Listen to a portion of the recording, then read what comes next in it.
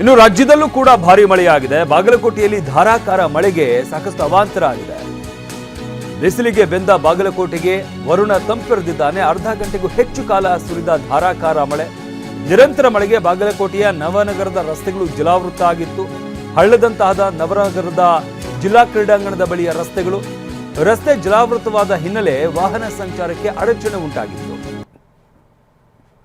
ಇನ್ನು ಜಲಾವೃತ ರಸ್ತೆಯಲ್ಲಿ ವಾಹನ ಸವಾರರು ಹರಸಾಹಸ ಪಡಬೇಕಾಯಿತು. ಜಲಾವೃತವಾದಂತಹ ರಸ್ತೆಯಲ್ಲೇ ಮನೆ ಕಡೆಗೆ ವಾಹನ ಸವಾರರು ಹೋಗಬೇಕಾಯಿತು. ಒಂದಷ್ಟು ವಾಹನಗಳು ಕೆಟ್ಟು ನಿಂತ ಕಾರಣದಿಂದಾಗಿ ತಳ್ಕೊಂಡು ಹೋಗಬೇಕಾದಂಥ ಅನಿವಾರ್ಯತೆ ಕೂಡ ಸೃಷ್ಟಿಯಾಗಿತ್ತು. ಗಮನಿಸ್ತಾ ಇದೀವಲ್ಲ, ಇದು ರಸ್ತೆ, ಯಾವುದೋ ನದಿನೋ ಅಥವಾ ಹಳ್ಳನೋ ಅಲ್ಲ, ಇದು ರಸ್ತೆ ಮೇಲೆ ಈ ರೀತಿಯಾಗಿ ನದಿಯಂತೆ ನೀರು ಹರಿತಾ ಇರುವಂಥದ್ದು.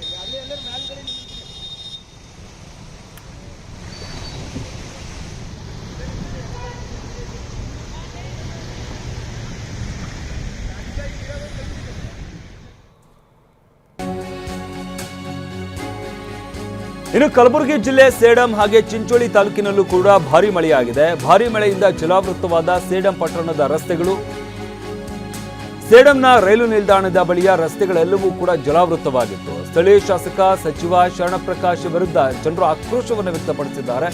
ಸರಿಯಾಗಿ ರಸ್ತೆ ಮಾಡಿಲ್ಲ ಅಂತ ಸಚಿವರ ವಿರುದ್ಧ ಸ್ಥಳೀಯರು ಆಕ್ರೋಶವನ್ನ ವ್ಯಕ್ತಪಡಿಸಿದ್ದಾರೆ. ಚಿಂಚೋಳಿ ತಾಲೂಕಿನ ಸುಲೇಪೇಟ್ನಲ್ಲೂ ಕೂಡ ಭಾರಿ ಮಳೆಯಾಗಿದೆ. ಇದರಿಂದಾಗಿ ಸಾಕಷ್ಟು ಅವಾಂತರ ಆಗಿರುವಂಥದ್ದು. ಕಲಬುರಗಿ ಜಿಲ್ಲೆಯ ಸೇಡಂ ಚಿಂಚೋಳಿ ತಾಲೂಕಿನಲ್ಲಿ ಭಾರಿ ಮಳೆಯಾಗಿದೆ. ರಸ್ತೆಗಳು ಜಲಾವೃತ ಆಗಿತ್ತು.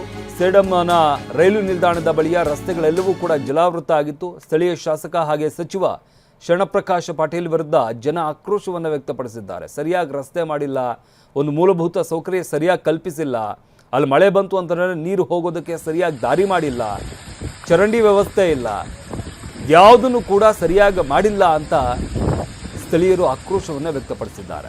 ಪ್ರತಿ ಬಾರಿಯೂ ಕೂಡ ಮಳೆ ಬಂದಂಥ ಸಂದರ್ಭದಲ್ಲಿ ಈ ಭಾಗದಲ್ಲಿ ಇದೇ ರೀತಿಯಾದಂಥ ಸಮಸ್ಯೆ ಇರುತ್ತೆ. ಆದರೆ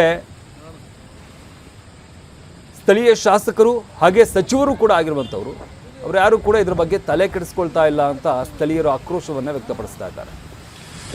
ಸೇಡಂ ಕ್ಷೇತ್ರ 20 ವರ್ಷದಿಂದ ಒಬ್ಬರೇ ಶಾಸಕರು ಒಬ್ಬರೇ ನಾಯಕರು ಆಳ್ತಾ ಇದ್ದಾರೆ. ನಮ್ಮ ಇಲ್ಲಿದೆ ಒಬ್ಬರು ಸಚಿವರು ಅದಾರ. ಈ ಸಚಿವ ಸ್ಥಾನ ಸಲಕ್ಕೆ ಪೈಪೋಟಿನೂ ನಡೆದ.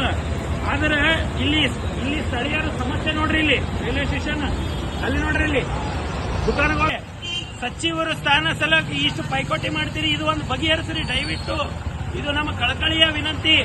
ಯುವಕರಾಗಿ ನಾನು ನಮ್ಮ ಇಲ್ಲಿ ಸೇಡಂ ತಾಲೂಕದ ಈ ಸೇಡಂ ಗ್ರಾಮದಾಗ ಇರೋಂತ ಎಲ್ಲ ಜನತೆ ಪರವಾಗಿ ಇಲ್ಲಿ ಶಾಸಕರಿಗೆ.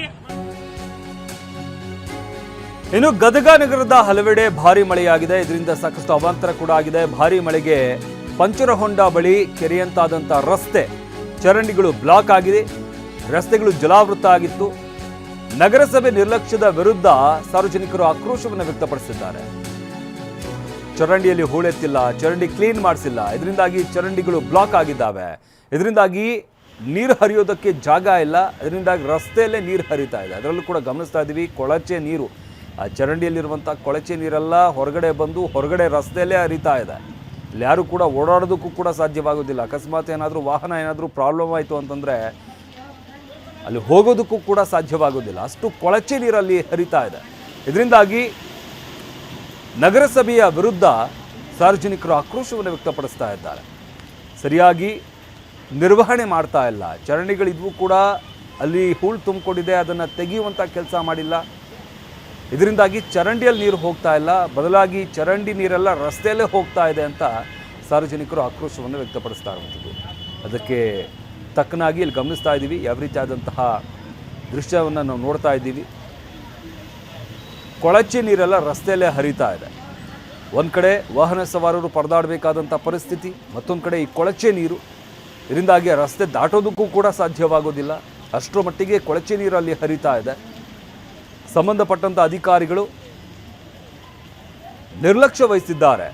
ಮಾಡಬೇಕಾದಂಥ ಕೆಲಸ ಸರಿಯಾದ ಸಮಯಕ್ಕೆ ಸರಿಯಾಗಿ ಮಾಡಿಲ್ಲ. ಅದರಿಂದಾಗಿಯೇ ಈ ಸಮಸ್ಯೆ ಆಗ್ತಾ ಇದೆ ಅಂತ ಸ್ಥಳೀಯರು ಆಕ್ರೋಶವನ್ನು ವ್ಯಕ್ತಪಡಿಸ್ತಾ ಇದ್ದಾರೆ.